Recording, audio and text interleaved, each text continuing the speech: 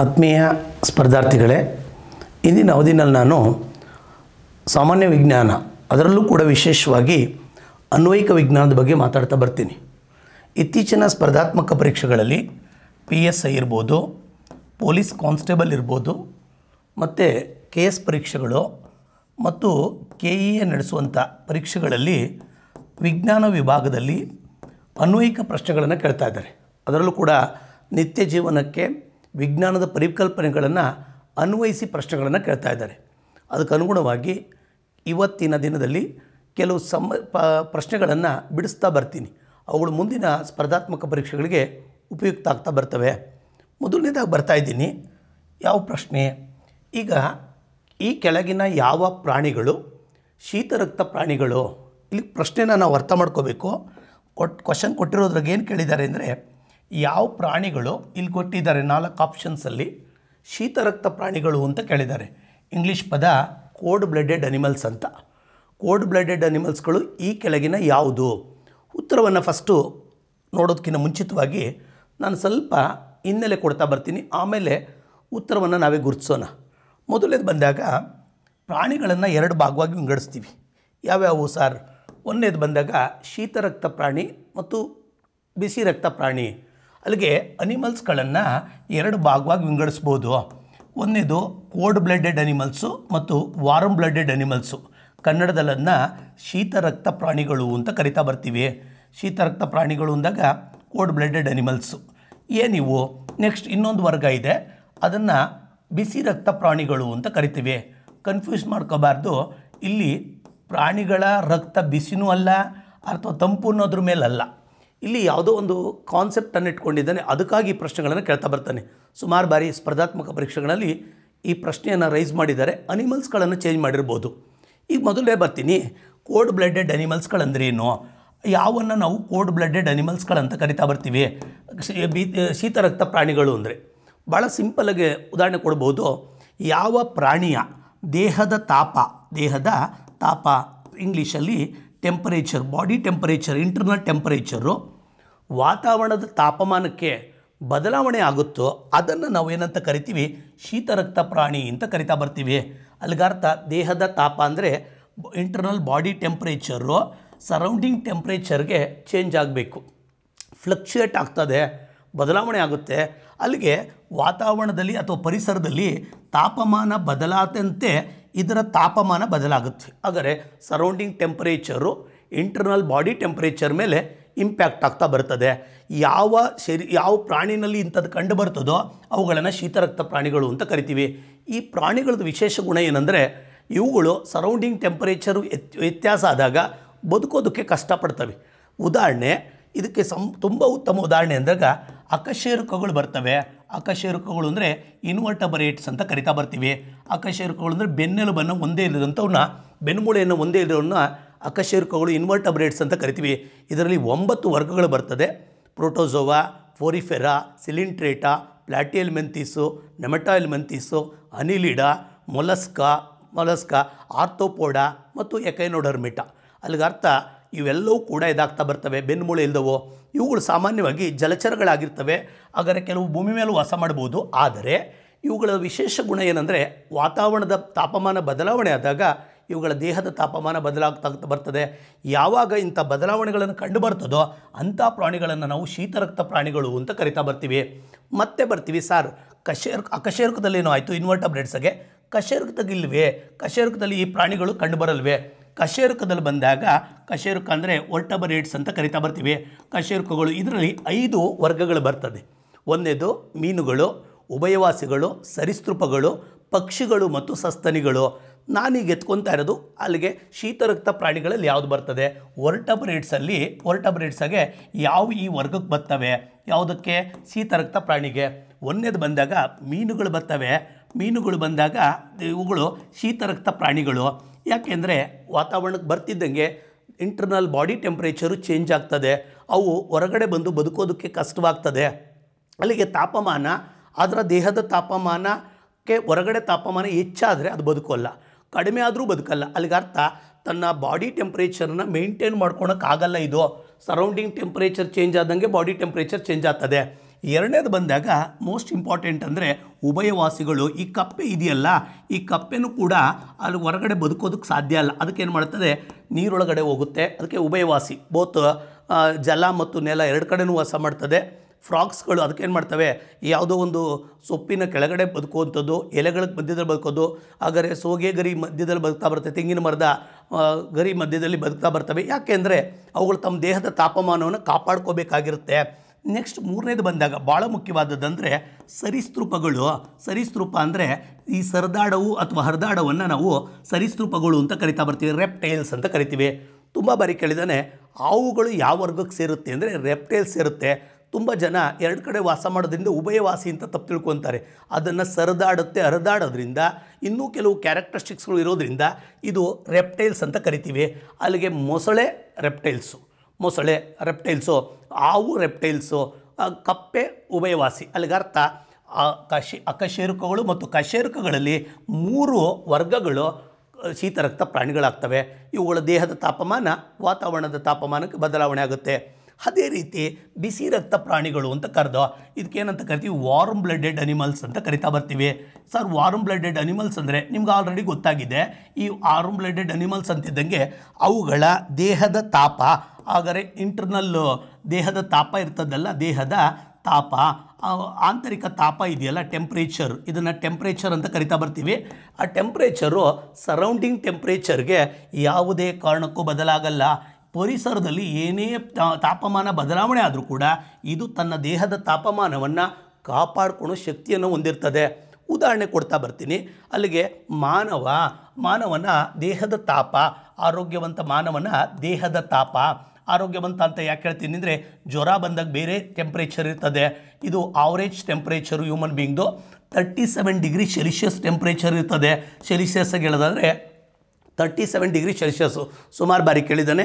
ಮಾನವನ ದೇಹದ ತಾಪ ಸಾಮಾನ್ಯವಾಗಿದ್ದಾಗ ಆರೋಗ್ಯವಂತ ವ್ಯಕ್ತಿಯ ತಾಪಮಾನ ಎಷ್ಟು ಅಂದರೆ 37 ಡಿಗ್ರಿ ಸೆಲ್ಸಿಯಸ್ಸು. ಅದೇ ವ್ಯಕ್ತಿ ಇದನ್ನು ಸೆಲ್ಸಿಯಸ್ಸಾಗಿ ಇದನ್ನು ನಾನು ಫ್ಯಾರನೀಟ್ ಕೇಳಬೇಕು ಅಂದರೆ 98.6 ಡಿಗ್ರಿ ಫ್ಯಾರನೀಟ್ ಅಂತ ಕರಿತಾ ಬರ್ತೀವಿ. ಅದನ್ನು ಕೆಲ್ವಿನ್ನಾಗಿ ಹೇಳೋದಾದರೆ 310 ಕೆಲ್ವಿನ್ ಅಂತ ಕರಿತೀವಿ. It is a international unit. Kelvin is the international. ಸೆಲ್ಸಿಯಸ್ಸಾಗಿ ಹೇಳ್ತೀವಿ, ಫ್ಯಾರನೀಟಾಗಿ ಹೇಳ್ತೀವಿ, ಮತ್ತು ಕೆಲ್ವಿನ್ನಾಗಿ ಹೇಳ್ತೀವಿ. Kelvin is the international unit. ಟೆಂಪರೇಚರ್ನ ಅಳಿಬೇಕಾದ್ರೆ ಇಂಟರ್ನ್ಯಾಷನಲ್ ಯೂನಿಟ್ ಯಾವುದು ಅಂದರೆ ಕೆಲ್ವಿನ್ ಅಂತ ಕರಿತಾ ಬರ್ತೀವಿ. 310 ಡಿಗ್ರಿ ಕೆಲ್ವಿನ್, ಅದು 273 + 37 ಸೇರಿಸಿದ್ರೆ ಕೆಲ್ವಿನಿಗೆ ಕನ್ವರ್ಟ್ ಮಾಡ್ಬೋದು. ಸೆಲ್ಸಿಯಸ್ಸನ್ನು ಕೆಲ್ವಿನಿಗೆ ಕನ್ವರ್ಟ್ ಮಾಡಬೇಕಾದ್ರೆ 273 ಆಡ್ ಮಾಡಬೇಕು. ಇದೆಲ್ಲದೂ ಕೂಡ ಮಾನವನ ದೇಹದ ತಾಪ. ಇವನ್ನೇನಾದರೂ ಕೂಡ ವ್ಯಕ್ತಿ ಯಾವುದಾರ ಸರೌಂಡಿಂಗ್ಸ್ಗೆ, ಅಲ್ಲಿಗೆ ಗೊತ್ತಿರಲಿ ನಿಮಗೆ, ನಮ್ಮ ಸೈನಿಕರುಗಳು, ಯೋಧರುಗಳೆಲ್ಲ -6 ಡಿಗ್ರಿ, -10 ಡಿಗ್ರಿ ಇರುವಂಥ ಜಾಗದಲ್ಲಿ ಕೆಲಸ ಮಾಡ್ತಾರೆ ಹಗಲಿರುಳುವೆ. ಅವ್ರಿಗೆ ಹಾಗಾದರೆ ಅಲ್ಲಿ ಸಿಯಾಚಿನ್ ಹತ್ರ ಎಲ್ಲವ -10 ಡಿಗ್ರಿ ಸೆಲ್ಸಿಯಸ್ ಬರ್ತದೆ, -20 ಡಿಗ್ರಿ ಸೆಲ್ಸಿಯಸ್ ಬರ್ತದೆ, ತುಂಬ ಇಳಿತದೆ ಕೆಲವು ಕಡೆ. ಈ ಸರೌಂಡಿಂಗ್ ಟೆಂಪ್ರೇಚರು ಪರಿಸರದಲ್ಲಿ ತಾಪ ಕಡಿಮೆ ಆದರೂ ಕೂಡ ದೇಹದ ತಾಪದಲ್ಲಿ ಬದಲಾವಣೆ ಆಗಲ್ಲ. ಇಂಥ ಪ್ರಾಣಿಗಳನ್ನು ನಾವು ಬಿಸಿ ರಕ್ತ ಪ್ರಾಣಿಗಳು ಅಂತ ಕರಿತಾ ಬರ್ತೀವಿ. ಅಲ್ಲಿಗೆ ಅರ್ಥ ನಮ್ಮ ಏನಾದರೂ ಕೂಡ ದೇಹದಲ್ಲಿ ಬದಲಾವಣೆ ಆಗಂಗಿದ್ರೆ, ಯಾವಾಗ ಇಲ್ಲಿರೋ ಸರೌಂಡಿಂಗ್ ಟೆಂಪರೇಚರ್ಗೆ ವಾತಾವರಣದ ಟೆಂಪ್ರೇಚರ್ ಚೇಂಜ್ ಆಗ್ತಾ ಬಂದರೆ -10 ಡಿಗ್ರಿ ಆಗ್ಬಿಡೋದು. ನಮಗೆ ಗೊತ್ತಿರಲಿ, ನಿಮಗೆ ದೇಹದ ತಾಪಮಾನ ಕಡಿಮೆ ಆದರೆ ಮತ್ತು ಹೆಚ್ಚಾದರೂ ನಾವು ಬದುಕೋದಕ್ಕೆ ಸಾಧ್ಯ ಇಲ್ಲ. ಅದಕ್ಕೆ ನಮ್ಮ ದೇಹ ಏನು ಮಾಡುತ್ತೆ ಅಂದರೆ ಆ ದೇಹದ ತಾಪಮಾನವನ್ನು ರೆಗ್ಯುಲೇಟ್ ಮಾಡ್ತದೆ. ಸರೌಂಡಿಂಗ್ ಟೆಂಪ್ರೇಚರ್ ಚೇಂಜ್ ಆದ್ರೂ ಕೆಲವೊಮ್ಮೆ ಅತಿ ಹೆಚ್ಚು ತಾಪಮಾನಕ್ಕೆ ಹೋಗ್ಬಿಡ್ತೀವಿ. 50 ಡಿಗ್ರಿ ಸೆಂಟಿಗ್ರೇಡ್ ಇರುವಂಥ ಒಬ್ಬ ಸ್ಥಳದಲ್ಲೂ ಕೂಡ ವಾಸ ಮಾಡ್ತೀವಿ. ಆ ವಾಸ ಮಾಡಿದಾಗ 50 ಡಿಗ್ರಿ ಸೆಲ್ಸಿಯಸ್ ಇದ್ದಾಗ ನಮ್ಮ ದೇಹದ ತಾಪಮಾನ 37 ಅಥವಾ ಸ್ವಲ್ಪ ಮಟ್ಟಿಗೆ ವ್ಯತ್ಯಾಸ ಆಗ್ಬೋದಷ್ಟೇ. ಆದರೆ ತನ್ನ ದೇಹದ ತಾಪಮಾನವನ್ನು ಕಾಪಾಡ್ಕೊಂಬರ್ತದೆ. ಯಾವುದು ಸರೌಂಡಿಂಗ್ ಟೆಂಪರೇಚರ್ಗೆ ಬದಲಾಗೋದಿಲ್ವೋ ಅಂಥ ಪ್ರಾಣಿಗಳನ್ನು ನಾವು ಬಿಸಿ ರಕ್ತ ಪ್ರಾಣಿಗಳು ಅಂತ ಕರಿತೀವಿ. ಉದಾಹರಣೆ ಅದಕ್ಕೆ ಬಂದಾಗ ಉತ್ತಮವಾದ ಉದಾಹರಣೆಗಳು ಅಂದರೆ ಪಕ್ಷಿಗಳು ಬರ್ತವೆ. ಪಕ್ಷಿಗಳು they are the best example. Birds are the haves are the example. Ornithology ಅಂತ ಕರಿತೀವಿ. ಪಕ್ಷಿಗಳ ಬಗ್ಗೆ ಅಧ್ಯಯನ ಮಾಡೋದಕ್ಕೆ ಆರ್ನಿಥಾಲಜಿ. ಈ ಪಕ್ಷಿಗಳು ಬಿಸಿ ರಕ್ತ ಪ್ರಾಣಿಗಳು. ಅದಲ್ಲದೆ ಬಂದಾಗ ಎಲ್ಲ ಸಸ್ತನಿಗಳು ಕೂಡ ಬಿಸಿ ರಕ್ತ ಪ್ರಾಣಿಗಳು. ಬಿಸಿ ರಕ್ತ ಪ್ರಾಣಿಗಳು ಅಂದರೆ ತಮ್ಮ ದೇಹದ ತಾಪಮಾನವನ್ನು ಹಾಗಾದರೆ ಸರೌಂಡಿಂಗ್ ತಾಪಮಾನಕ್ಕೆ ಬದಲಾಗಲ್ಲ. ಅಲ್ಲಿಗೆ ಬರ್ಡ್ಸು ಮತ್ತು ಮ್ಯಾಮಲ್ಸ್ಗಳು they belongs to the warm blooded animals. ಈಗ ನಾನು ಪ್ರಶ್ನೆ ಪತ್ರಿಕೆಗೆ ಹೋಗ್ತಾ ಬರ್ತೀನಿ. ಇದರೊಳಗಡೆ ಉತ್ತರ ಯಾವುದಿರ್ಬೋದು? ಈಗ ಮೊದಲನೇದು ಬಂದಾಗ ತಿಮಿಂಗಿಲ ಮತ್ತು ಡಾಲ್ಫಿನ್ನು. ಹಾಗಾದರೆ ತಿಮಿಂಗಿಲ ಮತ್ತು ಡಾಲ್ಫಿನ್ಗಳು ಇವು ಸಸ್ತನಿಗಳು. ಅರ್ಧ ತಿಮಿಂಗಿಲ ಒಂದು ಸಸ್ತನಿ ಗೊತ್ತಿರಬೇಕು. ನೀರಿನಲ್ಲಿ ವಾಸ ಮಾಡುವಂಥ ಸಸ್ತನಿಗಳಲ್ಲಿ ಅತಿ ದೊಡ್ಡದಾದಂಥ ಒಂದು ಸಸ್ತನಿ ಯಾವುದು ಅಂದರೆ ಬ್ಲೂ ವೇಲ್ ಅಂತ ಕರಿತೀವಿ. ನೀಲಿ ತಿಮಿಂಗಿಲ ಇದೊಂದು ಸಸ್ತನಿ.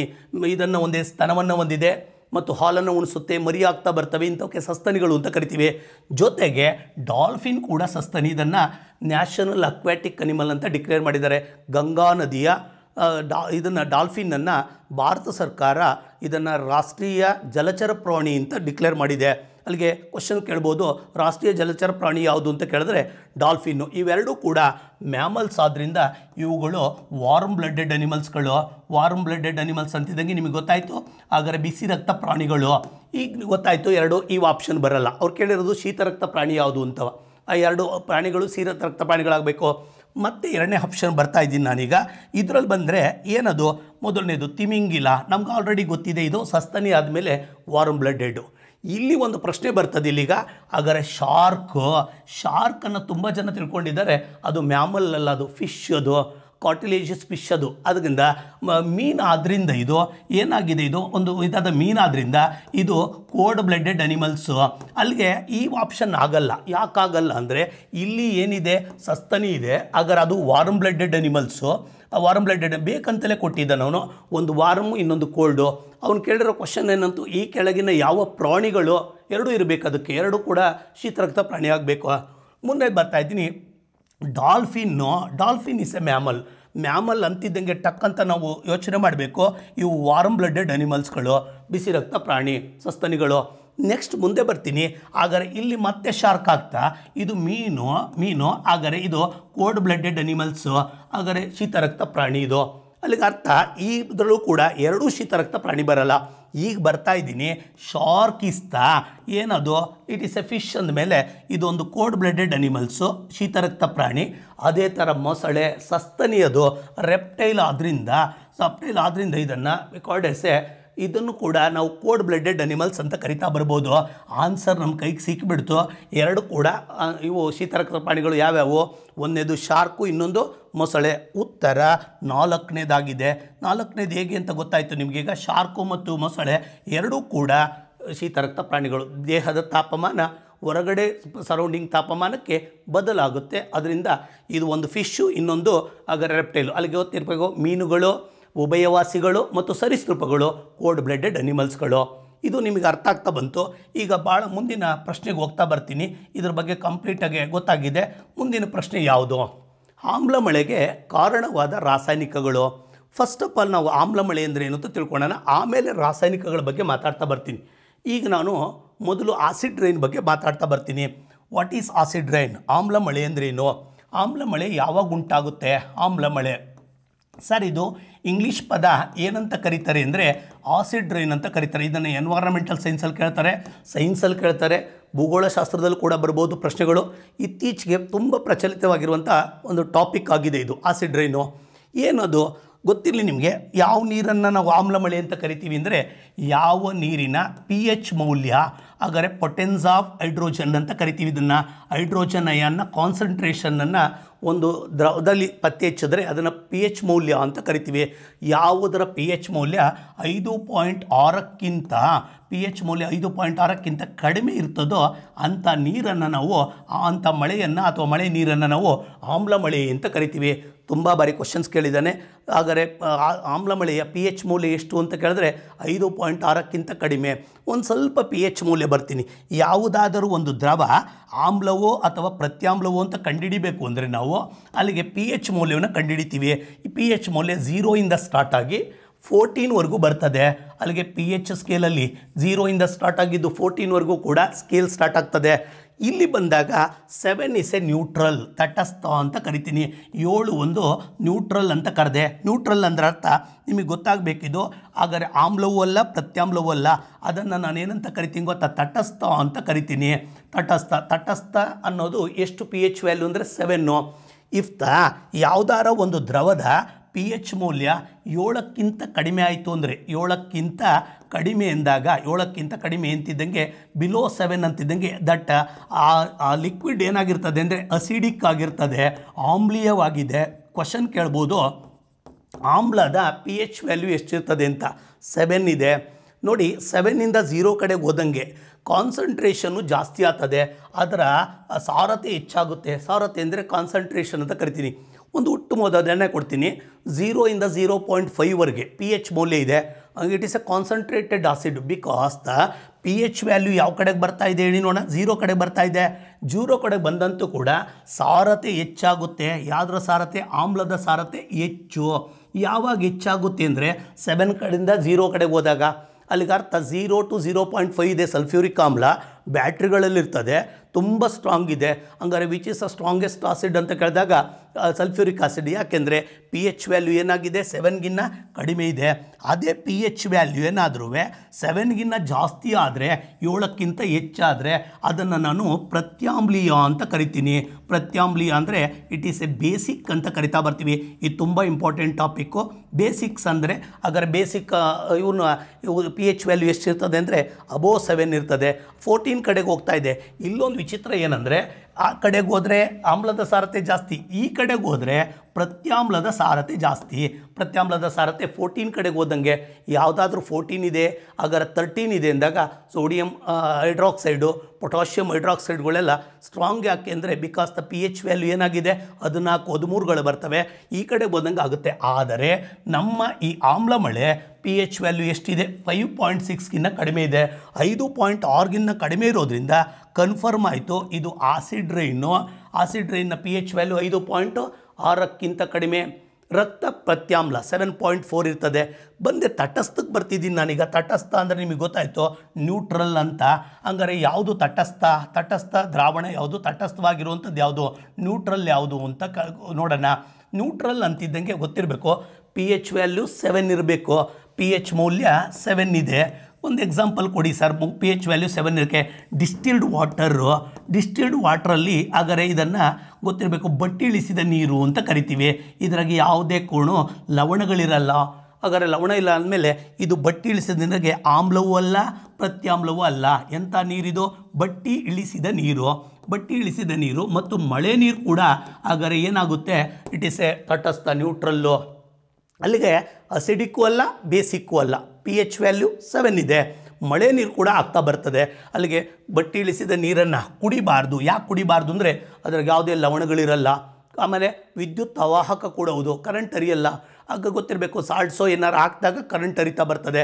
ಪ್ರಶ್ನೆ ಕೇಳಿದರೆ ಒಂದು ಉಪ್ಪನ್ನು ಹಾಕಿದಾಗ ಕರೆಂಟ್ ಹರಿತದೆ. ಯಾಕೆ ಅಂದರೆ ಇದು ಕರೆಂಟ್ ಹರಿಯಲ್ಲ, ಇದಕ್ಕೆ ವಿದ್ಯುತ್ ಅವಾಹಕ ಅಂತ ಕರಿತಾ ಬರ್ತೀವಿ. ಇದನ್ನು ಡಿಸ್ಟಿಲ್ಡ್ ವಾಟ್ರನ್ನು ವೈದ್ಯಕೀಯ ಕ್ಷೇತ್ರದಲ್ಲಿ ಬಳಕೆ ಮಾಡ್ತಾರೆ, ಔಷಧಿಯೊಂದಿಗೆ ಸೇರಿಸಿ ಕೊಡ್ತಾ ಬರ್ತಾರೆ. ಮುಂದೆ ಬರ್ತೀನಿ ನಾನೀಗ ಈ ಟಾಪಿಕಲ್ಲೇ.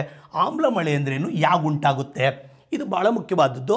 ಈಗ ಮಳೆ ಒಂದು ಸ್ವಲ್ಪ ನಾನು ಮಳೆ ಹೇಗೆ ಉಂಟಾಗುತ್ತೆ ನೋಡಿಬಿಟ್ಟು ಆಮೇಲೆ ಆಮ್ಲ ಮಳೆ ಬರ್ತೀನಿ.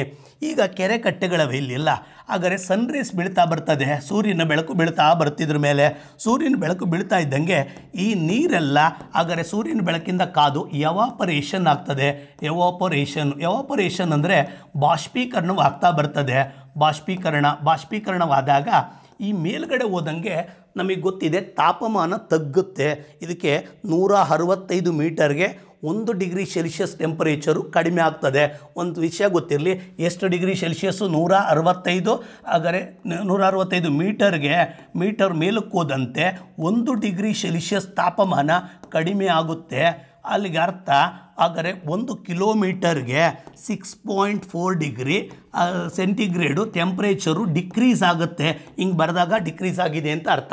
ಡಿಕ್ರೀಸ್ ಆಗ್ತಾ ಬರುತ್ತೆ. ಇದಕ್ಕೆ ನಾವು ಏನಂತ ಕರಿತೀವಿ ಅಂದರೆ ಲ್ಯಾಪ್ಸ್ ಆಫ್ ಟೆಂಪರೇಚರ್ ಅಂತ ಕರಿತೀವಿ. ಲ್ಯಾಪ್ಸ್ ಆಫ್ ಏನದು? ಟೆಂಪರೇಚರ್. ಹಾಗಾದರೆ ತಾಪಮಾನದ ಇಳಿಕೆ ಅಂತ ಕರಿತೀವಿ. ಇನ್ನೊಮ್ಮೆ ಹೇಳ್ತೀನಿ, ಭೂಮಿಯಿಂದ ಮೇಲಕ್ಕೆ ಹೋದಂತೆ ತಾಪಮಾನ ಕಡಿಮೆ ಆಗ್ತಾ ಬರ್ತದೆ.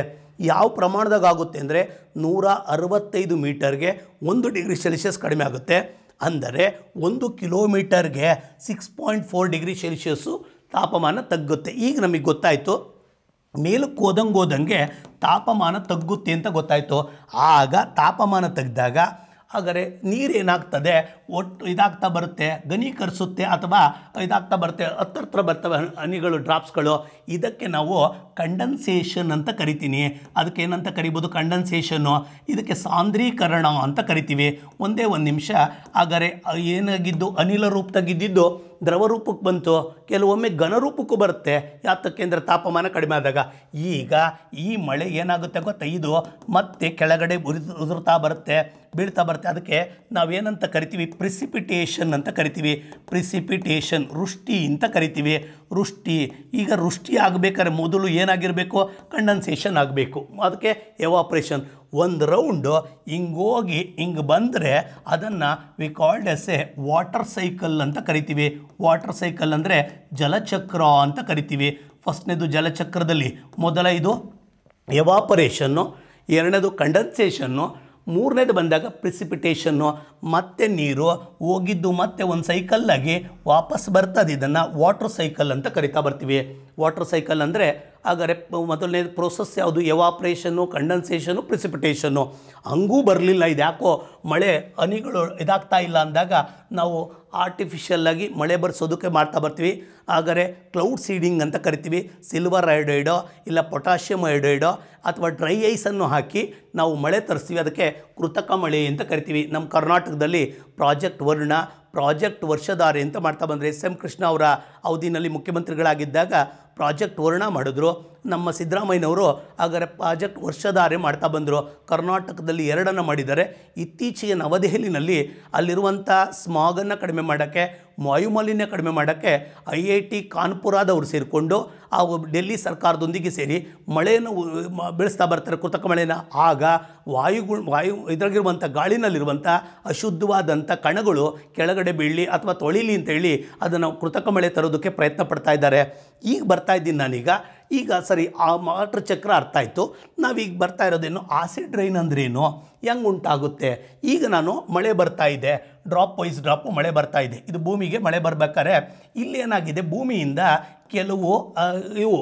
ಕೆಲವು ಎಕ್ಸಾಂಪಲು ಫ್ಯಾಕ್ಟ್ರೀಸ್ ಇರ್ಬೋದು, ಕಾರ್ಖಾನೆಗಳಿರ್ಬೋದು, ವೆಹಿಕಲ್ಸ್ಗಳಿರ್ಬೋದು, ಅವುಗಳು ಬರ್ನ್ ಮಾಡಿದಂಥ ಫ್ಯೂಯಲ್ಗಳು. ಆ ಫ್ಯೂಯಲ್ಗಳನ್ನು ನಾವು ಏನಂತ ಕರಿತೀವಿ, ಫಾಸಿಲ್ ಫ್ಯೂಯಲ್ಸ್ ಅಂತ ಕರಿತೀವಿ. ಫಾಸಿಲ್ ಫ್ಯೂಯಲ್ಸು. ಹಂಗಾರೆ ಫಾಸಿಲ್ ಫ್ಯೂಯಲ್ಸ್ಗೆ ಎಕ್ಸಾಂಪಲ್ಲು ಪೆಟ್ರೋಲಿಯಂ ಪ್ರಾಡಕ್ಟ್ಸ್ಗಳು, ಹಾಗಾದರೆ ಕಲ್ಲಿದ್ದಲು, ಕೆಲವು ಟೈಮಲ್ಲಿ ನೇಚರಿಂದಲೂ ಆಗ್ಬೋದು. ಫಾರ್ ಎಕ್ಸಾಂಪಲ್ ವಾಲ್ಕೆನಿಕ್ ಎರಪ್ಷನ್ಸ್ ಅಂತ ಕರಿತಾ ಬರ್ತೀವಿ. ಹಾಗಾದರೆ ಜ್ವಾಲಾಮುಖಿಗಳು ಸ್ಫೋಟ ಆಗೋದ್ರಿಂದ, ಲೈಟ್ನಿಂಗ್ ಆಗೋದ್ರಿಂದ ಈ ವಾಯುಮಂಡಲಗಿರುವ ವಾಯುಗೆ ಹಾಗಾದರೆ ಗಾಳಿಯೊಂದಿಗೆ ಕೆಲವು ರಾಸಾಯನಿಕಗಳು ಸೇರ್ತವೆ. ಇನ್ನೊಂದು ಸಾರಿ ಹೇಳ್ತೀನಿ, ಫಾಸಿಲ್ ಫ್ಯೂಯಲ್ಸ್ಗಳು ಕನ್ನಡದಲ್ಲಿ ಅವಶೇಷ ಇಂಧನಗಳು ಅಂತ ಕರಿತೀವಿ.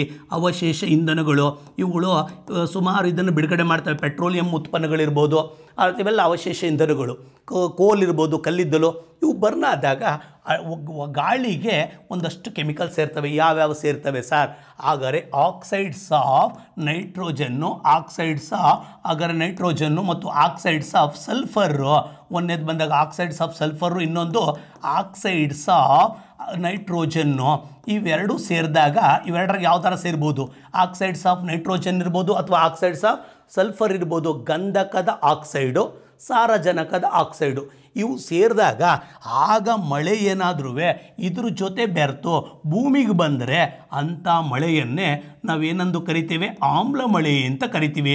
ಅಲ್ಲಿಗರ್ಥ ಮಳೆ ನೀರು ಆಕ್ಸೈಡ್ಸ್ ಆಫ್ ನೈಟ್ರೋಜನ್ನು ಮತ್ತು ಆಕ್ಸೈಡ್ಸ್ ಆಫ್ ಯಾವುದ್ರ ಜೊತೆಗೆ, ಸಲ್ಫರ್ ಜೊತೆಗೆ ಸೇರಬೇಕು. ಒಂದು ಸಣ್ಣ ಈಕ್ವೇಷನನ್ನು ಬರಿತೀನಿ. ಈಗ ಬರೋಣ ಉದಾಹರಣೆ. ಹಾಗಾದರೆ ಆಕ್ಸೈಡ್ಸ್ ಆಫ್ ಸಲ್ಫರು ಮತ್ತು ಆಕ್ಸೈಡ್ಸ್ ಆಫ್ ನೈಟ್ರೋಜನ್ ಅಂತ ಕರೆದೆ.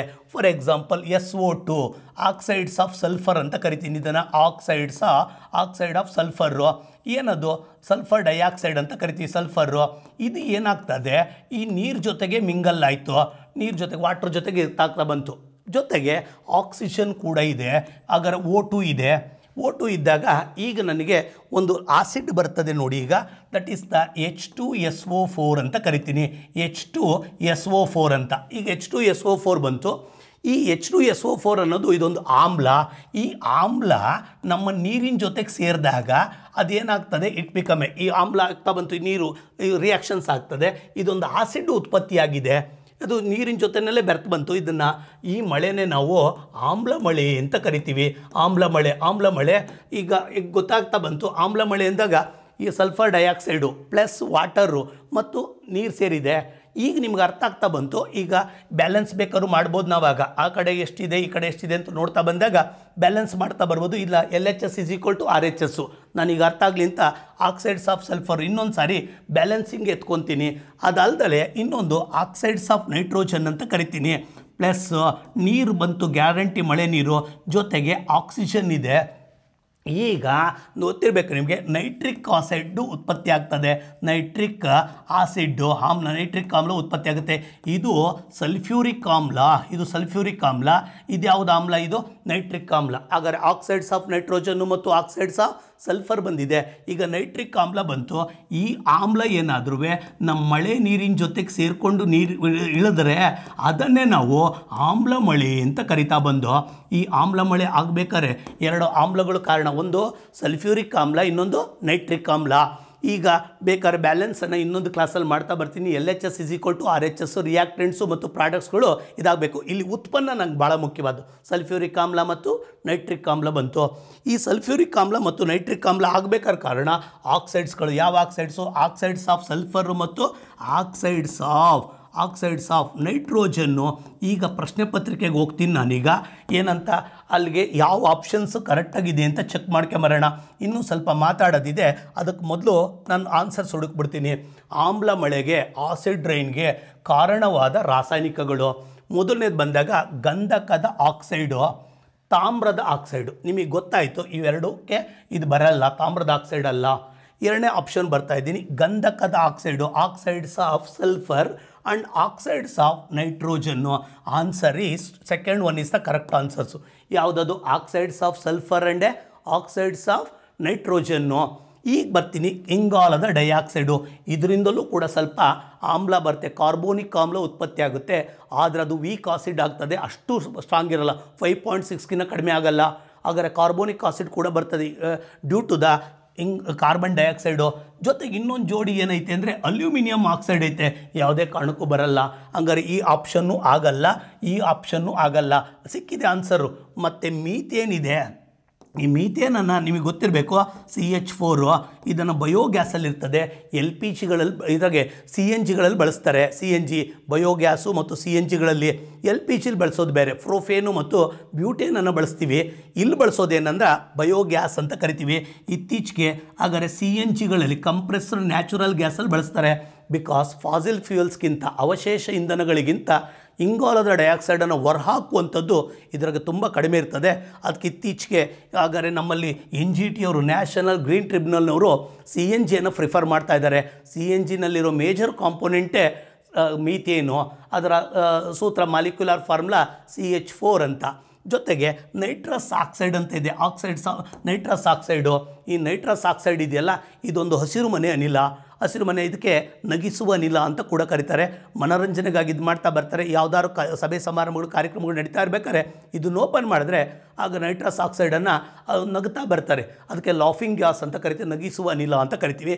ಕರೆಕ್ಟ್ ಆನ್ಸರ್ ಸಿಕ್ತು, ಆಕ್ಸೈಡ್ಸ್ ಆಫ್ ಸಲ್ಫರ್ನು ಮತ್ತು ಆಕ್ಸೈಡ್ಸ್ ಆಫ್ ನೈಟ್ರೋಜನ್ನು. ನಿಮಗೀಗ ನಾನು ಮತ್ತೆ ಹೋಗ್ತಾ ಇದ್ದೀನಿ. ಈಗ ಇವುಗಳಿಂದ ಒಂದು ಆಮ್ಲಗಳೇ ಉತ್ಪತ್ತಿ ಆಯಿತು. ಇದು ಯಾವ ಆಮ್ಲ? ಇದು ನೈಟ್ರಿಕ್ ಆಸಿಡ್ ಅಂತ ಕರಿತೀನಿ. ನೈಟ್ರಿಕ್ ಆಸಿಡ್ಡು HNO3 ಅಂತ ಕರಿತಾ ಬರ್ತೀನಿ. ಈ ಆಸಿಡ್ಗಳು ಏನಾರು ನೀರೊಳಗೆ ಸೇರಿದ್ರೆ pH ವ್ಯಾಲ್ಯೂ 5.6ಕ್ಕಿಂತ ಕಡಿಮೆ ಆಗ್ತದೆ. ಸರ್, ಇದರ ಪರಿಣಾಮಗಳೇನು? ಇದರಿಂದ ನಮ್ಮ ಇದಕ್ಕೇನಾಗ್ತಾ ಬರುತ್ತೆ, ಮನುಕುಲಕ್ಕೆ ಏನು ಪ್ರಾಬ್ಲಮ್ ಆಗ್ತದೆ? ಭಾಳ ಮುಖ್ಯವಾದದ್ದು ಗೊತ್ತಿರಲಿ ನಿಮಗೆ. ಇತ್ತೀಚೆಗೆ ತಾಜ್ ಮಹಲ್ ನಮ್ಮ ಮಾನ್ಯುಮೆಂಟ್ ಇದೆಯಲ್ಲ, ಆಗ್ರಾದಾಗಿರುವಂಥ ತಾಜ್ ಮಹಲ್ ಬಗ್ಗೆ ಭಾಳ ಎಚ್ಚರಿಕೆ ವಹಿಸ್ತಾ ಇದ್ದಾರೆ. ಕಾರಣ, ತಾಜ್ ಮಹಲ್ ಅನ್ನೋದು ಮಾರ್ಬಲ್ಸಿಂದ ಮಾಡಲ್ಪಟ್ಟಿರೋದು. ಅದರೊಳಗಡೆ CaCO3 ಇರ್ತದೆ. ಹಂಗಂದ್ರೆ ಅರ್ಥ ಸುಣ್ಣ ಮೆಟಮಾರ್ಫಿಕ್ ಆಗಿ ಆದಾಗ, ರೂಪಾಂತರಗೊಂಡಾಗ ಅಮೃತಶಿಲೆ ಆಗ್ತದೆ. ತುಂಬ ಬಾರಿ ಕೇಳಿದ್ದಾರೆ, ಅಮೃತಶಿಲೆ ಒಳಗಡೆ ಏನಿರ್ತದೆ ಅಂದರೆ ಸುಣ್ಣ ಇದೆ, CaCO3.